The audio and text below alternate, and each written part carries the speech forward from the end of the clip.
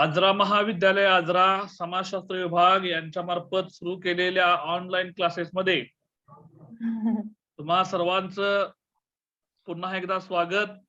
आणि आपण सेमिस्टर 4 मध्ये पेपर नंबर जो आपला 5 आहे, जेंडर अँड व्हायलन्स, या पेपर मधील शेवटचं युनिट ज्याचं नाव आहे वुमेन्स हॅरेसमेंट ऍट वर्कप्लेस, म्हणजेच महिलांच्यावर कार्यस्थळी होणारा छळ किंवा कार्यस्थळी होणारा स्त्रियांचा छळ किंवा कामावर होणारा स्त्रियांचा छळ।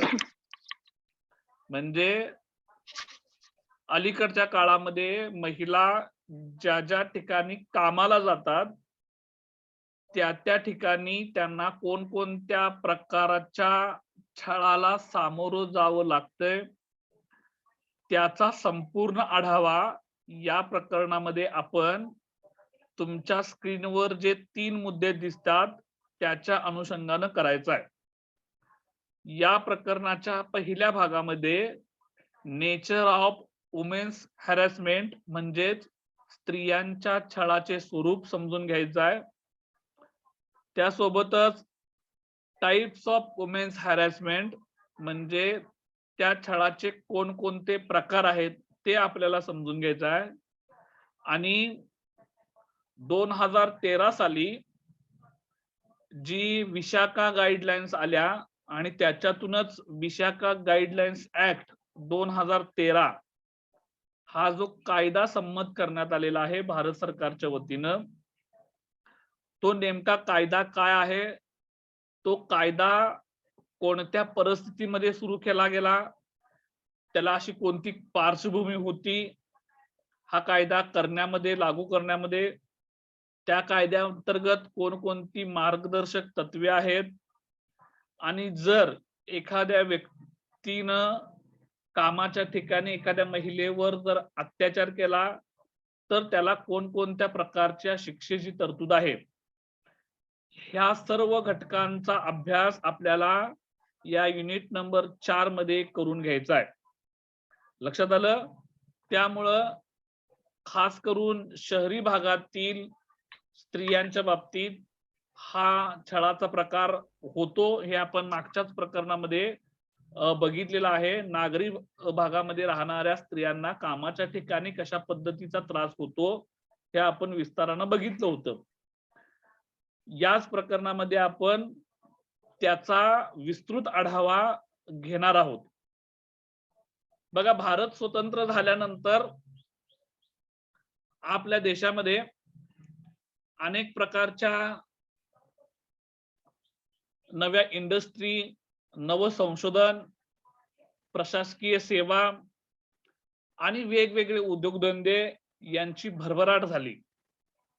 आणि स्वातंत्र्यपूर्व कालखंडामध्ये जे स्त्रियांचं अस्तित्व केवळ चूल आणि मूल यापुरतं मर्यादित होतं, त्याला स्वातंत्र्योत्तर कालखंडामध्ये भारतीय राज्यघटना लागू झाल्यानंतर आपण जे लोकशाहीवादी धोरण स्वीकारलं, आपण जी निम्न अर्थव्यवस्था स्वीकारली आणि आपल्या देशातील ज्या सामाजिक रूढी, चालीरीती, परंपरा होत्या त्याला विरोध करत काही ठिकाणी कायद्याने त्याच्यावर बंदी आणत भारत देशातील सर्व नागरिकांना सर्व ठिकाणी जाण्याचं, बोलण्याचं, काम करण्याचं अधिकार देण्यात आले। त्याच्यासाठी विशेष कलम आखण्यात आली आणि अनेक कायदे केले गेले।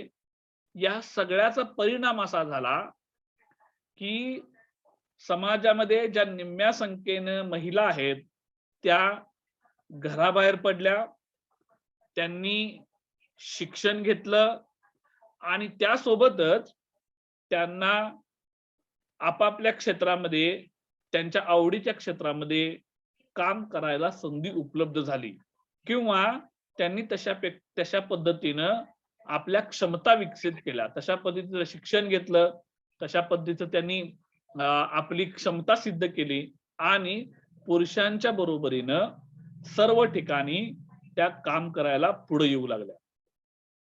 या सर्वांचा एकत्रित परिणाम जो आहे तो म्हणजे स्त्रियांचं एकूणच कामाच्या ठिकाणी वावर वाढलेला दिसतो. आता तुमच्या स्क्रीन समोर भारतातील स्त्री कामगारांचं जे प्रमाण आहे, आता हा कामगार हा शब्द जो आहे तो कामगार शब्द शेतामध्ये काम करणारा कामगार म्हणजे केवळ कामगार नव्हे. कामगार ही संकल्पना खूप व्यापक आहे. शेतामध्ये काम करणाऱ्या माणसाला मजूर, शेतमजूर आपण म्हणतो. मात्र शिक्षक, प्राध्यापक, ऑफिसर, सरकारी ऑफिसमध्ये काम करणारे, मोठमोठ्या कंपन्यांमध्ये काम करणारे, हे सर्वच्या सर्व लोक कामगार या संकल्पनेमध्ये येतात. लक्षात घ्या, कामगार ही केवळ शेतामध्ये राबणारा, रस्त्यावर काम करणारा, ओझं उचलणारा एवढाच त्याचा अर्थ अभिप्रेत नाही, तर कामगार ही संकल्पना व्यापक आहे. प्रधानमंत्र्याच्या सचिवापासून ते त्याच्या पिन पर्यंत हे सर्वचे सर्व हे सगळे कामगारच असतात. तर अशा या स्त्री कामगारांचं प्रमाण जे आहे ते 1971 साली 10.3% होतं. 1981 साली 25.89% होतं. 1991 साली 28.57% होतं. आणि 2001 नुसार एकूण जो कामगार वर्ग आहे त्याच्यामध्ये स्त्रियांचं असणारं जे प्रमाण जे आहे ते 31.6 आहे. जर ह्या एकूण आकडेवारीचा जर वाढता आलेख जर आपण बघितला 10, 25, 28, 31 म्हणजे 10 नंतर डायरेक्ट 25 झाले, 25 नंतर 28 आहे आणि 28 नंतर फक्त 3% वाढले, 3-4%. बघा 28 नंतर एकूण 2-3. जर 10 वर्षाच्या फरकानं जर समजा आपल्याला 3-4% वाढ दिसत असेल तर आपण असं म्हणू शकतो की 2001 झालं, 2011ला त्याच्यामध्ये 3% वाढ धरा, 34 होईल. आणि 2021चा जर आपण विचार केला तर याच्यामध्ये आपण 38-40% आसपासच आपण आतापर्यंत पोहोचू शकतो असं आपण म्हणू शकतो, जर आताची रिसेंट आकडेवारी काढली तर. म्हणजे एकूण काय तर जवळपास 35-40% आसपास सर्व ठिकाणी तुम्हाला महिला कामगार आपल्याला असलेल्या दिसतात. मग जर असं असेल तर अनेक वेळा ज्या ज्या ठिकाणी महिला काम करतात त्या त्या ठिकाणी त्यांना काय होतं, जबाबदाऱ्या मिळतात आणि या जबाबदाऱ्या पार पाडत असताना एक महिला म्हणून तिथं कर्मचारी म्हणून काम करत असताना त्यांना अनेक प्रकारच्या अडचणींना सामोरं जावं लागतंय आणि हे अभ्यासांती सिद्ध झालेलं आहे. आणि त्यामुळंच जो आपल्या प्रकरणाचा मुख्य भाग आहे तो म्हणजे की ज्या ज्या ठिकाणी महिला काम करतात त्यांना अनेक प्रकारच्या तिथं छळाला, अत्याचाराला किंवा मानसिक त्रासाला सामोरं जावं लागतं. हे आता सिद्ध झालेलं आहे आणि म्हणूनच तर त्याच्या संबंधी आपल्याकडे अभ्यास अनेक होत आहेत.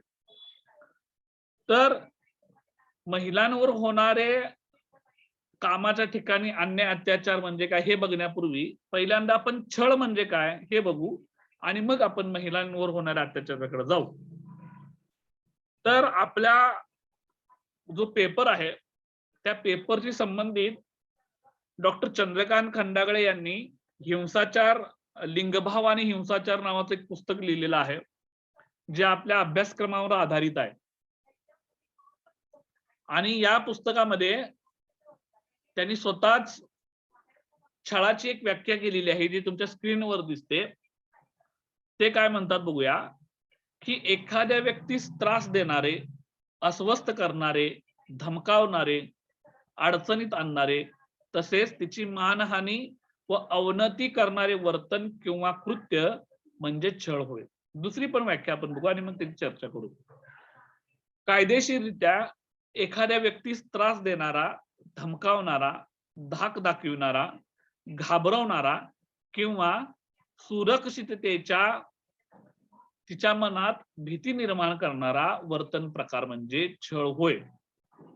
या दोन्ही व्याख्यांच्या जर आपण आढावा घेतला तर आपल्या अक्षर लक्षात येतील की एखादी व्यक्ती आहे जी व्यक्ती दुसऱ्या व्यक्तीला त्रास देते, त्याला अस्वस्थ करणारं काहीतरी काम लावते किंवा त्याला धमकी देते किंवा दुसऱ्याला अडचणीत आणणारं काहीतरी वर्तन करते, त्याची मानहानी करते, त्याची डिग्निटी सांभाळण्यास अयोग्य ठरेल अशा पद्धतीचं वर्तन करते, आपल्याकडे ग्रामीण भागामध्ये त्याला घालून पाडून बोलणं असं म्हणते.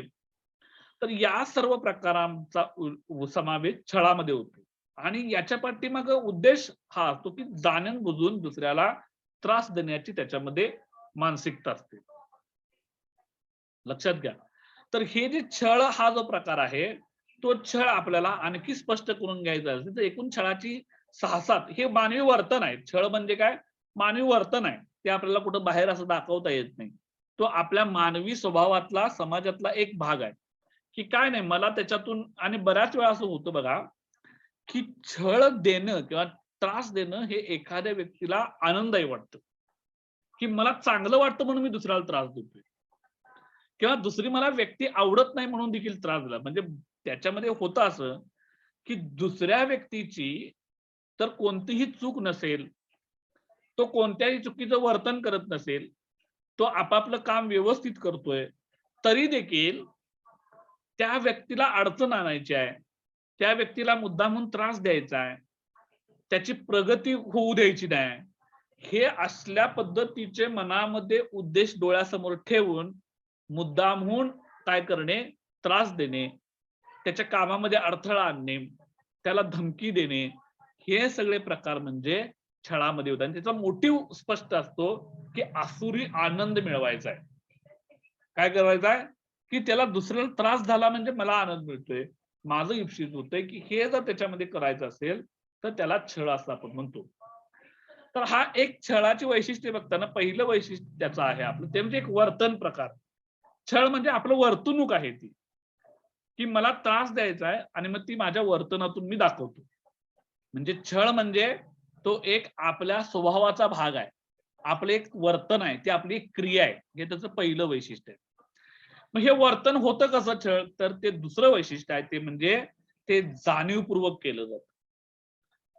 हे वर्तन म्हणजे एखाद्या व्यक्तीला बघा, समजा आपण चालत जातोय, आता तुम्ही कॉलेजला नेहमी येता, तुम्ही जिन्यातून जाता, कॉलेज सुटायच्या वेळी खूप गर्दी असते. बरोबर आहे? कॉलेज सुटायच्या वेळी खूप गर्दी असते. सगळ्या वर्गातल्या मुली एकदम बाहेर पडतात. तुम्हाला जर समजा एखाद्या वेळी गडबड असेल, तुमची बसची टायमिंग झाली आणि तुम्हाला कॉलेजमधून स्टँडवर जायला एक 5-7 मिनिटं लागतील आणि वेळ होत आले, तर तुम्ही काय करणार? जिन्यातून जाताना तुम्ही गडबडीनं चालत जाणार. मग अशा वेळी काय होणार तुमचं? गडबडीने ज्यावेळी चालत जातात, त्यावेळी दुसऱ्या कुठल्या तुमच्या अनोळखी असलेल्या मुलगीशी किंवा वर्गातल्या मुलगीला तुमचा धक्काबुक्की लागू शकते. तुमचा हात तिला लागू शकतो. मग तुम्ही काय करणार? गडबडीत असताना देखील सॉरी मला जायचंय आणि माझा तुला चुकून हात लागला. मला तुला काय मारायचं नव्हतं. तुम्ही सॉरी म्हणणार आणि पुढे जाणार. इथं तुमचं इंटेन्शन क्लिअर आहे. काय? की तुम्हाला जाणीवपूर्वक तुम्हाला त्या शेजारच्या मुलीला त्रास द्यायचा नाही. मात्र एखाद्या वेळी होतं असं, की जाणून बुजून त्रासच द्यायचा आहे आणि मात्र काय करायचं आहे, की मला ते एसटीचं कारण सांगायचं आहे. मात्र मग त्याला छळ असं म्हणतो, की काय करायचं आहे? नाही, जाता येता खोड काढायची आहे आणि त्याच्यातून आपल्याला आनंद मिळवायचा आहे, की हिला कसं मी आज मारलं किंवा हिला कसं मी गर्दीचा फायदा घेऊन त्रास दिला. तर ह्या वर्तन प्रकारामध्ये, छळाच्या वर्तन प्रकारामध्ये ती जी कृती केली जाते, ती जाणीवपूर्वक असते. ती स्पॉन्टेनियस नसते. जाणून बुजून त्रास द्यायचा आहे. जाणून बुजून वर्गात समजा बसताना काय करायचं आहे? तुम्हाला नेहमी पहिल्या 2 बाकावर बसायचं आहे आणि तुम्हाला तुमच्याच मैत्रिणीबरोबर बसायचं आहे. मात्र काय केली तुमची मैत्रीण आलेली नाही. तुम्ही एकटेच बसलाय, जागा रिकामी आहे. पण एखादी मुलगी तुम्हाला आवडत नाही. मग तुम्ही काय करताय? ती जरी आली तरी आपल्या तो बेंच रिकामा असत देखील जागा द्यायची नाही. मग काय करायचं? की त्या जागेवर आपली बॅग ठेवायची आणि ती बसायला तर नाही, इथं माझी मैत्रीण आहे, तू बसू नकोस, पाठीमागे बस. हा प्रकार म्हणजे जाणीवपूर्वक आपण ते वर्तन करतो. म्हणून त्याला आपण काय म्हणतो? छळ या प्रकारामध्ये मोडतो. हे वर्तन प्रकार आहे. आता हे संकीर्ण म्हणजे ही छळाची जी प्रक्रिया आहे ती प्रचंड गुंतागुंतीची आहे. तिचं असं एकाच प्रकारामध्ये तिचं वर्णन करता येत नाही. म्हणजे छळाचे अनेक प्रकार आहेत. ते आपण जर बघायला गेलं म्हणजे कुणाला कशातून आनंद मिळेल, कोणत्या प्रकारचा त्रास देऊन हे आपण सांगू शकत नाही. म्हणजे कशा पद्धतीने देऊ शकतो. आता मी हे तुम्हाला कॉलेजमधलं उदाहरण दिलं. कुणाला पुस्तक फाडून आनंद देऊ देता येऊ शकतो. म्हणजे समजा एखादी मुलगी आहे, तिची वय आहे. तुम्हाला एक दिवस दिसले आणि ती तुम्हाला मुलगी आहे, पण तिला ती वही काय करायची आहे, तिथे तुम्हाला पानं फाडून टाकायची. हा देखील छळाचा प्रकार आहे. म्हणजे कोण कोणत्या पद्धतीचा छळ करेल काहीही सांगता येत नाही. लक्षात घ्या. टॉर्चर करणं ज्याला आपण म्हणतो, घालून पाडून बोलणं असं म्हणतो. म्हणजे त्याचं आपल्याला निश्चित असं स्वरूप सांगता येत नाही. अनेक प्रकारच्या अनुषंगानं हा छळ म्हणून ते संकीर्ण प्रक्रिया आहे, असं त्याचं तिसरं वैशिष्ट्य आहे. 4 नंबरचं वैशिष्ट्य आहे अवांछनीय वर्तन. म्हणजे कोणतंही छळ घेतलं तर ते जे आहे ते वाईटच आहे. त्याचं चांगलं वर्णन करता येत नाही.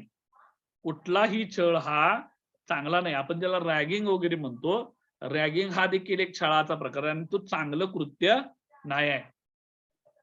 लक्षात आलं? त्यामुळं त्याचं वैशिष्ट्य आहे छळ हे अवांछनीय आहे. त्याचं चांगलं वर्तन म्हणता येत नाही. पुढचा प्रकार जो वैशिष्ट्य आहे ते म्हणजे दादागिरी. आता दादागिरीबद्दल काय बोलावं तुम्हाला माहितीच आहे. की आपलं वर्चस्व प्रस्थापित करण्यासाठी काय केले जाते, दादागिरी जाते. छळाच्या माध्यमातून ते प्राप्त करता येतं दादागिरी. 6 नंबरचं वैशिष्ट्य आहे असमंजसपणाचे कृत्य. असमंजसपणाचं म्हणजे की त्या कृत्याचा काय करू शकत नाही आपण, समर्थन करू शकत नाही. म्हणजे बऱ्याच वेळा आपण असं म्हणतो बघा की एकमेकाला तू एवढी मोठी झालीस तुला कळत नाही का?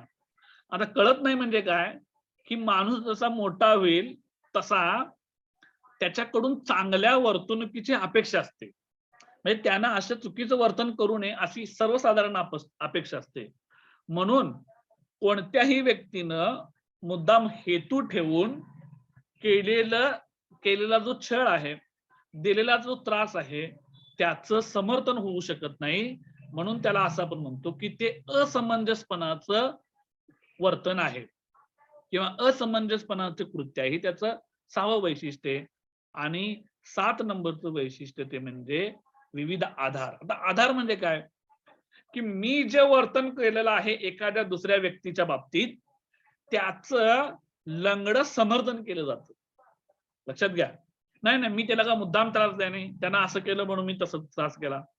म्हणजे हे काय झालं की त्याच्या अनेक प्रकारे समर्थन करण्याची प्रक्रिया देखील असते. तर असं हे छळ ही जी वृत्ती आहे, कृती आहे किंवा वर्तन प्रकार आहे, तर त्याचं हे एकूण असं स्वरूप आहे. याच्यामध्ये आपण काय बघितलं, छळाचा अर्थ बघितला, त्याची व्याख्या बघितली आणि त्याची वैशिष्ट्य बघितली. आता याच्या पुढचा भाग, आता आपण छळ बघितलं, तर मग अशा प्रकारचे छळ जे आहेत ते कार्यस्थळी होणाऱ्या स्त्रियांचं छळाचं नेमकं स्वरूप कसं आहे ते आता आपण या भागामध्ये बघूया. म्हणजे आपल्याला पुन्हा जो आपल्या प्रकरणाचा मेन भाग आहे तो आपल्याला कळतो. आपण नेमकं छळ म्हणजे काय बघितलं आणि मग याच्या पुढचा जो टप्पा आहे तो म्हणजे कामाच्या ठिकाणी नेमका स्त्रियांच्यावर कोणत्या प्रकारचा छळ होतो आणि त्याचं स्वरूप काय आहे याची चर्चा आता आपण करून घेऊया. आता कामाच्या ठिकाणी जो छळ होतो ते छळ बघण्यापूर्वी आपण कामाचं ठिकाण म्हणजे कुठलं ठिकाण ते आपण बघूया. म्हणजे आपण कार्यस्थळ म्हणतो. कार्य म्हणजे काम, स्थळ म्हणजे ठिकाण. तर कोणकोणत्या ठिकाणी स्त्रियांना अशा प्रकारच्या छळाला सामोरं जावं लागतंय ते आपण पहिला ठिकाणं बघूया. शासकीय, निमशासकीय, खाजगी कार्यालय, म्हणजे तुम्ही सरकारी कार्यालय असाल किंवा खाजगी क्षेत्रामध्ये कुठेही काम करणार ती सर्व प्रकारची कार्यालय.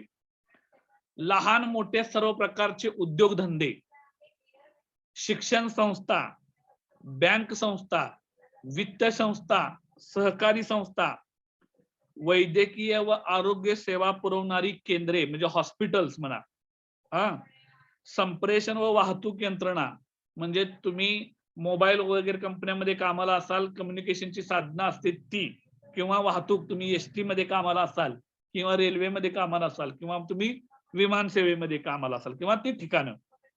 मनोरंजन केंद्र म्हणजे चित्रपट संस्था, नाटक संस्था, त्याच्यानंतर तमाशा वगैरे ह्या सर्व गोष्टी जिथं मनोरंजनाची क्षेत्र केंद्रे आहेत ती. विविध वस्तूंची विक्री करणारी केंद्र म्हणजे दुकाने, शॉपिंग मॉल, म्हणजे दुकाने सर्व प्रकारची दुकाने, शॉपिंग मॉल सर्व प्रकारची. बांधकाम व्यवसाय, कन्स्ट्रक्शन लाईन, एखाद्याच्या शेतातील किंवा घरातील मोलमजुरीची कामे, हा आपल्या दृष्टिकोनातून शेतकरी, आपण ग्रामीण भागामध्ये राहतो. कार्यस्थळ म्हणजे एखादी महिला जर समजा एखाद्याच्या शेतामध्ये कामाला गेली असेल तर ते देखील छळाचं ठिकाण ठरतं कार्यस्थळ म्हणून. रोजगार हमीची कामे ही सर्वच्या सर्व ठिकाणी काय आहेत, छळाचं म्हणजे कार्यस्थळी होणाऱ्या छळाच्या अंतर्गतली ठिकाणे येतात. थोडक्यात ज्या ज्या ठिकाणी स्त्री आणि पुरुष नोकरी करतात, काम करतात, ती सर्वच्या सर्व ठिकाणे ही कार्यस्थळे ठरतात. म्हणजे त्या कायद्याअंतर्गत त्यांचा समावेश होतो. हे त्याचं पहिलं स्पष्टीकरण म्हणजे कुठलं आहे ते. 2 नंबरचा काम करणारी किंवा नोकरी करणारी स्त्री. आता कोण छळीत स्त्री किंवा पीडित स्त्री आपण कुणाला म्हणायचं, तर आपण कामाचं ठिकाण बघितलं तर या कामाच्या ठिकाणी जी स्त्री घराबाहेर जाऊन आपलं अर्थार्जनासाठी काम करते, मजुरी वा वेतनासाठी काम करते, ती स्त्री काम करणारी स्त्री ठरते किंवा तिला काय जातं संबोधलं जातं. अशा स्त्रियांना स्त्री आणि पुरुषांबरोबर काम करावं लागतं आणि ते स्त्री आणि पुरुषांच्या बरोबर काम करत असताना पुरुषांच्याकडून किंवा स्त्रियांच्याकडून तिथं कुणाकडूनही ते काय केला जातो, छळ केला जातो किंवा तिथं शोषण केलं जातं. या ठिकाणी तिला त्रास देण्याच्या हेतूने, तिला दुःख देण्याच्या हेतूने त्यांना अपमानित, लज्जित, पीडादायक असे वर्तन जाणीवपूर्वक एखाद्या पुरुषाकडून केले जाते. अशा वर्तनाला छळ किंवा छळवणूक असं म्हणतात. म्हणजे दोन्ही संकल्पना आपल्या क्लिअर झाल्या. कार्यस्थळी होणारा स्त्रियांचा हिंसाचार किंवा छळ म्हणजे कार्यस्थळ म्हणजे पण समजलं, आणि स्त्री म्हणजे कोण काम करतं, कुठल्या स्त्रीला काम करणारी स्त्री म्हणायचं हे देखील मी या ठिकाणी तुम्हाला स्पष्ट करून सांगितलेला आहे. आता याच्यातला तिसरा मुद्दा आहे तो म्हणजे विविध मार्गाचा अवलंब, म्हणजे हा छळ कोणकोणत्या मार्गातून दिला जातो. आता उदाहरणार्थ बघा, निंदा नालस्ती करणे, अपमान करणे, टीका करणे, टोमणे मारणे, असहकार्य करणे, अडवणूक करणे, अडचणीत किंवा संकटात टाकणे, धमकावणे, घाबरवणे, भीती घालणे, दहशत बसवणे, अस्वस्थ करणे, हक्क, स्वातंत्र्य व सुरक्षितेवर आक्रमण करणे, आर्थिक आणि लैंगिक शोषण करणे इत्यादी सर्व मार्गांचा समावेश छळाच्या प्रकारामध्ये होतो. लक्षात आलं? त्यांना मनानुसार काम करू न द्यायचं, त्यांना टोमणं मारायचं, त्याच्यावर टीका करायचं, त्यांना अपमान होईल असं बोलायचं, त्यांची निंदा करायची, त्यांची मुद्दाम अडवणूक करायची, त्यांना पुढे भविष्यात संकट येईल अशा पद्धतीची परिस्थिती निर्माण करायची, त्यांना भीती घालायची, त्यांना धमकवायचं. या सर्व मार्गाने काय केला जातो, छळ केला जातो. तिसरा मुद्दा स्पष्ट झाला. चौथा मुद्दा, छळ करणारे पुरुष. आता हे कुठले कुठले पुरुष आहेत ते बघू आपण. कामाच्या ठिकाणी ज्या स्त्रियांना, जे पुरुष आपले सत्ता आणि अधिकार यांचा वापर करून ज्या महिलांना छळ करतात त्यांना ते पुरुष या छळ करणाऱ्या पुरुष या संकल्पनेमध्ये येतात. आता ते कुठले कुठले आहेत बघा. एक, स्त्रियांना कामावर किंवा नोकरीवर ठेवणारे पुरुष. दुसरे, कामाचे व्यवस्थापन करणारे सदस्य. 3, कामावर देखरेख वा पर्यवेक्षण करणारे पुरुष. 4, स्त्रियांच्या बरोबर काम करणारे वरिष्ठ अथवा कनिष्ठ पुरुष किंवा सहकारी देखील यापैकी कोणीही एका व्यक्तीनं एका पुरुषानं जर स्त्रियांना चा छळ केला तर हे छळ करणारे पुरुष या संकल्पनेमध्ये येतात. आलं लक्षात? त्यामुळं या ठिकाणी हे 4 मुद्दे तुम्हाला स्पष्ट झालेले आहेत. कार्यस्थळ म्हणजे काय? काम करणारी किंवा नोकरी करणारी स्त्री म्हणजे कोण? विविध म्हणजे कोणकोणत्या मार्गाद्वारे छळ केला जातो, त्या छळाचं स्वरूप आपण बघितलंय. आणि छळ कोण करतो? तो पुरुष. म्हणजे कोणकोणत्या टप्प्यावर किंवा कोणकोणत्या दर्जावर असलेला पुरुष किंवा त्याचं कामाचं ठिकाण असेल त्याच्या मार्फत स्त्रियांच्यावर छळ केला जातो, त्याचंही आपण बघितलेलं आहे. टायमिंग 5 नंबरचा मुद्दा आहे लिंगभाव विषयक भेदभाव हा आधार. म्हणजे छळ जो आहे महिलांना केला जातो त्या ठिकाणी त्या छळाचा मुख्य आधार जो आहे ती एक स्त्री म्हणून तिच्यावर अत्याचार केला जातो. हा त्याचा खूप मोठा आधार असतो. म्हणजे कुठला? की महिला आहे म्हणून त्रास द्यायचा. त्यामुळं या छळाच्या ठिकाणी काय केला जातो की लिंगभाव जो भेद आहे तो याच्यामध्ये खूप महत्वाचा ठरतो. कारण या छळाच्या स्वरूपाचं अध्ययन करत असताना किंवा तो प्रकार समजून घेत असताना याचं कारण असं आहे की मानवी समाजामध्ये जे काय स्थित्यंतर होत आलेलं आहे किंवा आदिवासी, ग्रामीण, शहरी हा जो काय प्रकार आहेत आपल्या मानवी समाजाचे किंवा सुशिक्षित असू दे किंवा अशिक्षित असू दे, गरीब असू दे किंवा श्रीमंत असू दे, या सर्व प्रकारच्या मानवांमध्ये किंवा आपल्या व्यवस्थेमध्ये स्त्रियांच्याकडे बघण्याचा दृष्टिकोन जो आहे तो नेहमी निम्न राहिलेला आहे. त्यामुळं या समाजांमध्ये या स्थितीमध्ये काय होतं की पुरुषाला आपलं वर्चस्व गाजवण्याची प्रवृत्ती त्याच्यामध्ये आहे. स्त्री आहेत त्यांना काय कळते? त्यांना काय अक्कल आहे का? त्यांना काय ताकद आहे का? त्यांच्यामध्ये काय निर्णय क्षमता आहे का? ती निर्णय घेऊ शकतात का? ही एक मानसिक वृत्ती पुरुषांच्या मनामध्ये नेहमी असते. आणि या प्रवृत्तीतून काय केला जातो? लिंगभावावर आधारित अत्याचार केला जातो. म्हणजे या अत्याचारापाठीमागं एक भावना काय असते की ती माझे दाखवायची गरज नाही. मानवी मनामध्ये, पुरुषामध्ये ती भावना जी आहे ती व्यवस्थित रुजवली जाते. आणि मग त्याचं जे वर्तन जे आहे ते वर्तन तशा पद्धतीचं रिफ्लेक्ट होतं. लक्षात घ्या. ती वर्चस्व वृत्ती बाहेर पडते आणि मग त्या छळामध्ये तो जो एक मुख्य आधार असतो छळ करण्यामध्ये तो होतो की ती लिंगभाव विषयक जो निम्न दृष्टिकोन जो आहे तो या ठिकाणी प्रबळ ठरतो आणि मग त्याला आधार बनवून स्त्रियांच्यावर काय केला तो अन्याय आणि अत्याचार केला जातो. हा त्याच्यातला छळाच्या स्वरूपापाठीमागचा 5वा मुद्दा आहे. 6वा मुद्दा आहे त्याच्यामध्ये पीडित स्त्रियांचे सहकार्य. आता तुम्ही मला पीडित होणारी स्त्रीच कशी काय सहकार्य करते छळ देण्यासाठी? तर याचं कारण असं आहे की बऱ्याच वेळा एखाद्या कामाच्या ठिकाणी ज्यावेळी पुरुषांच्याकडून महिलांवर असे सुरुवातीचे छळ करायला सुरुवात होते, त्यावेळी काय होतं की स्त्री पहिल्यांदा त्याच्यावर दुर्लक्ष करते. आज केलाय, आज टोमणं मारलाय, असू दे की चेष्टेत म्हटलं असेल, कशाला आपण एवढ्यावर लगेच रिॲक्ट व्हा, आपण कशाला त्यांना विरोध करा, हे एक कारण असू शकतं. दुसरं असं काय करताय की तिची समजा असं मनामध्ये भावना निर्माण होते की जर यानं मला आता त्रास दिलाय आणि जर त्याला मी समजा विरोध केला आता तर माझी कदाचित नोकरी जाईल. आणि आताच एकदम म्हणजे खाजगी क्षेत्रामध्ये असं खूप मोठ्या प्रमाणावर होतं किंवा मला उद्या भविष्यात हा माझा बॉस आहे तो आणखी खूप त्रास देईल, माझं एकतर आर्थिक नुकसान करेल, माझं प्रमोशन थांबवेल, मला इतरांच्या पेक्षा जास्त काम लावेल, मला जाणून बुजून पुन्हा भविष्यात त्रास देईल. ह्या सर्व गोष्टींचा विचार होऊन काय केला जातो की जिथं सुरुवात झालेली आहे तिथं त्याला विरोध न करता ती मुकाट्यानं गप्प बसते. तिथे काम करणारी स्त्री, याचा पुन्हा गैरफायदा काय करतो की तो वरचा माणूस घेतो तिचा, की मी आता एवढं केलंय ही काहीच बोलत नाही, याचा अर्थ हिची मूक संमती आहे.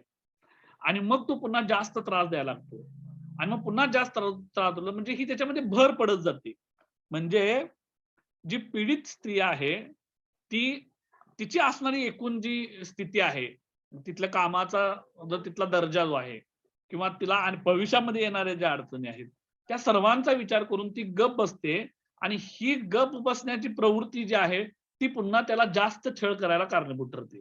तो त्याचा पुन्हा गैरफायदा घेतो, की मी एवढं करून देखील ही काय म्हणत नाही, म्हणजे मला हिच्यावर आणखी आपल्या अधिकार गाजवायला, छळ करायला आपल्याला पुन्हा काय होऊ शकतो, फायदा मिळू शकतो. आता बघा, मला एक बेस्ट एक्झाम्पल मी तुम्हाला जर द्यायचं असेल, तर मी तुम्हाला देऊ शकतो याच्यातलं. तुम्ही जर सगळ्या मराठीतल्या ज्या सगळ्या आता चालणाऱ्या सीरियल जर बघितल्या ना, सीरियल बघितल्या, तर ही सगळी पात्र मला एकदम असहाय वाटतात. म्हणजे तुम्ही त्या-त्यावेळी का बोलत नाही? म्हणजे छळ स्त्री ही नेहमी कसं, आता ती ही कुठली ती काय सीरियल आहे 10-9 स्टार प्रवाह लागते काय, आता ती सीरियलचं नाव आठवना. गौरीच्या सीरियलचं नाव काय? अलीकडे तर फेमस आहे म्हणून ती सांगतो. कुठली सीरियलचं नाव काय त्या? अरे गौरी पात्र आहे त्या सीरियलचं नाव काय? झोपल्या का सगळ्या? सुख म्हणजे नक्की काय असतं? हां, बरोबर. स्वातीला बरोबर लक्षात आलं. स्वातीची आवडती सीरियल आहे. हां. नाही सर. बघा हां, म्हणजे ठीक आहे, मी काय नाही म्हणत नाही. बघा, त्यात तिच्या ह्या मोठ्या आहेत त्या तिला मुद्दामून त्रास देतात हे तिला माहिती आहे. मग गप्प का बसायचं? तुम्ही जसं गप्प बसाल, म्हणजे उदाहरण मी तुम्हाला सांगते. तुम्ही जर गप्प बसला ना, की तुमच्यावर पुन्हा जास्त त्रास देणार. त्यामुळं हे एक कारण आहे, की जास्त छळ होण्यापाठीमागे. गप्प बसणे हा त्याचा काही उपाय नाही. 7वा मुद्दा आहे त्याच्यामधला, की छळाचे जे भावी संभाव्य जे दुष्परिणाम आहेत, त्यांना अनेक स्त्रिया घाबरतात. आणि त्याच्यामुळं देखील काय होतं, गप्प बसतात आणि पुन्हा आणखी छळ त्यांच्यावर होतो. आता मग हे संभाव्य जे छळ आहेत ते कुठले-कुठले आहेत? की छळामुळे स्त्रियांची बेआबरू होते, अवमान होतो, म्हणून गप्प बसायचं आणि म्हणून छळ निमूटपणे काय करत राहायचं, सहन करत राहायचं. दुसरा प्रकार आहे त्याच्यामधला, छळाविरुद्ध आपण आवाज उठवू शकत नाही, या भावनेतून त्यांच्यामध्ये न्यूनगंड निर्माण होतात. बघा, या सगळ्या छळाचे दुष्परिणाम काय-काय आहेत बघा. त्या व्यक्तीमध्येच पुन्हा न्यूनगंड, व्यक्तीमध्ये स्त्रीमध्ये न्यूनगंड निर्माण होतो, की मी याच्या विरुद्ध आवाज उठवू शकत नाही. तिसरा परिणाम आहे, त्यांच्या मनात अपराधी वृत्ती निर्माण होते व स्वतःच्याच मनात स्वतःलाच अपराधी मानू लागते. चौथा प्रकार आहे, परिणाम आहे, छळामुळे त्यांच्या मनावर आघात होतो आणि त्या महिला सतत भीतीच्या किंवा दहशतीच्या छायेमध्ये राहतात आणि स्वतःला असुरक्षित समजू लागतात. 5वा परिणाम आहे, अनेक वेळा स्त्रियांचं मानसिक संतुलन देखील बिघडतं. कारण ते मनामध्ये सतत तसंच कोंडून ठेवल्यामुळे मानसिक संतुलन बिघडतं. काही स्त्रिया अशा प्रकारच्या छळाला कंटाळून आपलं काम किंवा नोकरी सोडून देतात. त्यामुळं त्यांचं आर्थिक नुकसान होतं. अनेक स्त्रियांचं करिअर देखील संपुष्टात येतं. आणि याच्यात सगळ्यात शेवटचा मुद्दा म्हणजे छळ असहनीय झाल्यास काही स्त्रिया आत्महत्या देखील करतात. याचं सर्वात बेस्ट उदाहरण म्हणजे गेल्या 3-4 महिन्यापूर्वी एका जंगल खात्यामध्ये काम करणाऱ्या एका महिलेनं आत्महत्या केली आणि ती आत्महत्या करताना तिनं सुसाईड नोट लिहिलेली आहे बघा. आणि तिनं वरिष्ठांना आपल्या ती सुसाईड नोट पाठवली आणि त्या सुसाईड नोटमध्ये तिने लिहिले, तिच्या वरचा जो अधिकारी जो आहे तो तिला सतत त्रास द्यायचा. तिचं अलीकडेच लग्न देखील झालं आणि तिच्या नवऱ्याची देखील तिनं माफी मागितलेली आहे. तो एवढा त्रास द्यायचा, ते सगळं कंटाळून शेवटी त्या त्रासाला तिनं स्वतःच मरण पत्करलं आणि तिनं आत्महत्या केली. आणि ते प्रकरण खूप गाजलं. म्हणजे आता तिचं मला नेमकं नाव आठवना आता त्या हिचं. पण हे गेली 3-4 महिन्यापूर्वीचीच घटना आहे. ही जी हत्या आहे ती त्या कामाच्या ठिकाणावरून होणाऱ्या त्रासामुळे तिचा वरचा अधिकारी तिला प्रचंड त्रास देत होता. त्याचं पर्यवसन काय झालं शेवटी तिनं स्वतः आत्महत्या करण्यामध्ये झालं. तिनं असं म्हटलंय आपल्या सुसाईड नोटमध्ये, की मी वरच्या वरिष्ठ अधिकाऱ्यांना मी काही 2-4 वेळा बोललो, पण माझं कुणीही ऐकून घेतलं नाही आणि मला हा नाइलाज असतो. माझा शेवटचा पर्याय म्हणून मला ही आत्महत्या करावी लागते. म्हणजे अतिशय गंभीर ही गोष्ट आहे. लक्षात घ्या. म्हणून नेहमी एक गोष्ट समजून घ्यायला पाहिजे. एक स्त्री म्हणून, एक महिला म्हणून, एक मुलगी म्हणून, की जिथं कधी तुमच्यावर पहिल्यांदा असं वाटतंय, की हे काहीतरी माझ्याबाबत चुकीचं घडतंय. तुम्ही त्याच वेळी काय केला पाहिजे, त्याच्या विरोधात आवाज उठवला पाहिजे. आणि जर तुम्ही पहिला आवाज उठवला, तर हिम्मत होणार नाही पुन्हा दुसऱ्यांदा त्रास देण्याची. त्यामुळं हे जे परिणाम आहेत छळाचे ते खूप भयंकर आहेत आणि त्यावर तुम्ही वेळेत जर नियंत्रण आणला नाही, तर तुम्हाला अशा प्रकारच्या अनेक पुन्हा मानसिक त्रासांना, छळाला सामोरं जावं लागते. आणि याचं सगळं कारण म्हणजे की प्रतिकाराबाबत जी उदासीनता दिसते महिलांची ती आहे, की एवढ्या गंभीर परिणामांना का सामोरं जावं लागतंय? कारण मी अनेकदा आता याच बाबत स्पष्ट करत असताना बोललेलोच आहे, की स्त्रिया ह्या संघटित नसतात, त्यांना आर्थिक नुकसान खूप मोठ्या पद्धतीने होऊ शकतं. प्रसंगी त्यांना नोकरी गमवावी लागते आणि त्यामुळं त्या छळाबाबत होणाऱ्या विरोधात ते करू शकत नाहीत आणि त्याच्यातूनच पुन्हा असे वाईट प्रसंग त्यांच्या वाटेला येतात. त्यामुळं महिला ज्या आहेत त्या कामाच्या ठिकाणी सहसा आवाज उठवताना दिसत नाहीत. या सर्वांचा एकूण परिणाम म्हणजे त्यांना पुन्हा दुसऱ्या वाईट अशा प्रसंगांना सामोरं जावं लागतंय. तर या भागामध्ये आपण एकूणच कामाचं ठिकाण म्हणजे काय? छळ म्हणजे काय? छळाचं ठिकाण म्हणजे ते छळाचं कार्यस्थळ नेमकं कुठल्या ठिकाणाला छळाचं कार्यस्थळ म्हणायचं ते बघितलं. काम करणारी किंवा नोकरी करणारी स्त्री म्हणजे कोण ते आपण बघितलं. कोणकोणत्या मार्गांनी स्त्रियांच्या बाबत असा छळ केला जातो ते सर्व मार्ग आपण बघितले. काम करणारे म्हणजे छळ करणारे जे पुरुष आहेत, कोणत्या पुरुषांना छळ करणारे पुरुष या संकल्पने आपण मोडतो ते आपण बघितलं. लिंगभावावर आधारित कशा पद्धतीचा छळ केला जातो ते आपण चर्चा केली. पीडित स्त्रिया छळाला कशा पद्धतीने सहकार्य करतात, म्हणजे सहकार्य करतात म्हणजे त्यांच्याकडून ते कॅज्युअली घेतल्यामुळं किंवा पुन्हा छळ करायला कशा पद्धतीने पुरुषांना प्रोत्साहन मिळतं ते आपण चर्चा केली. यासोबतच या छळाचं दुष्परिणाम कोणकोणते आहेत याची देखील आपण या पहिल्या भागामध्ये आपण चर्चा केलेली आहे. या ठिकाणी या प्रकरणाचा जो पहिला भाग आहे तो संपलेला आहे. तो म्हणजे कुठला? स्त्रियांच्या छळाचे स्वरूप कशा-कशा पद्धतीचं असतं ते आपण या ठिकाणी बघितलेलं आहे. याचा पुढचा जो भाग आहे तो म्हणजे कामाच्या ठिकाणी स्त्रियांच्यावर होणाऱ्या छळाचे प्रकार त्याची चर्चा आपण उद्याच्या तासाला करायची आहे. जर कुणाला शंका असेल, कुणाला काही प्रश्न असतील, कुणाला काही संकल्पना समजली नसेल तर तुम्ही मला विचारा. आता एकूण 7 जण तरी हजर आहेत.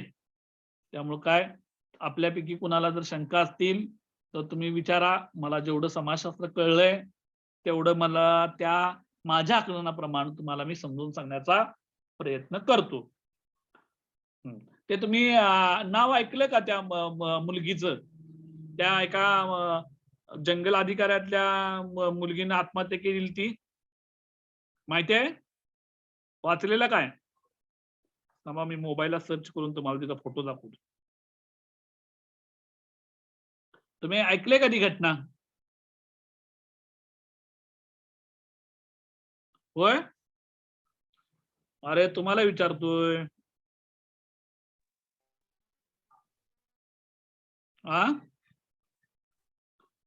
अरे कोण आहेत काय? नाही माहित नाही.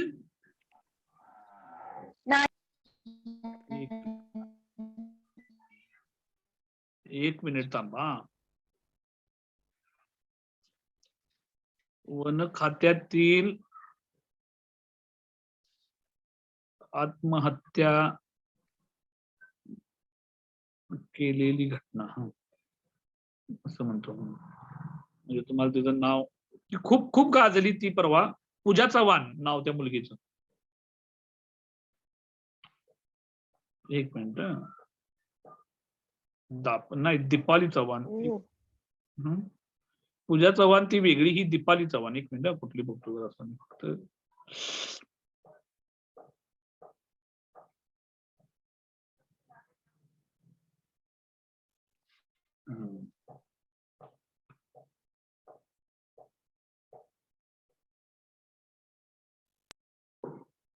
तिचा फोटो फोटो फोटो आल्यानंतर तुमच्या लक्षात येईल.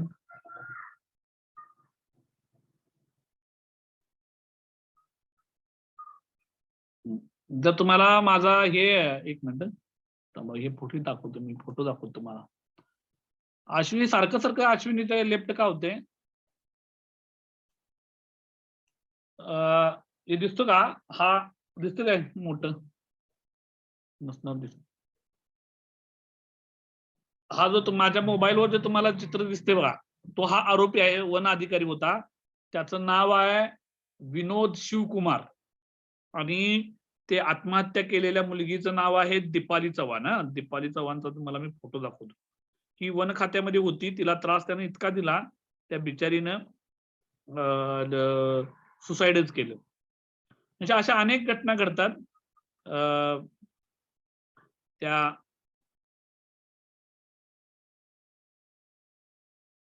दीपाली चव्हाण,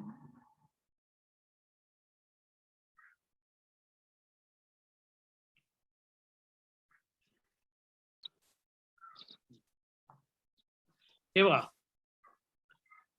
तुम्ही मोबाईलला जरी टाकला ना, हे चित्र दिसते का नाही दिसत? नसणार, दिसणार.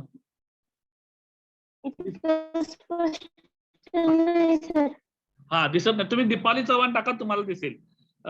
एक चांगली अधिकारी होती ती, पण बिचारीना सुसाईड करावं लागलं त्या ह्यांच्यामुळं. तर सांगायचा मुद्दा एवढाच आहे की अशा पद्धतीचा अनेक ठिकाणी महिलांना त्रास दिला जातो. त्यांच्यावर अनेक प्रकारचे अन्याय अत्याचार केला जातात आणि मग त्याचा शेवटी पर्यवसान. ही खूप वाईट गोष्ट आहे की स्वतःच जीवन संपवणं.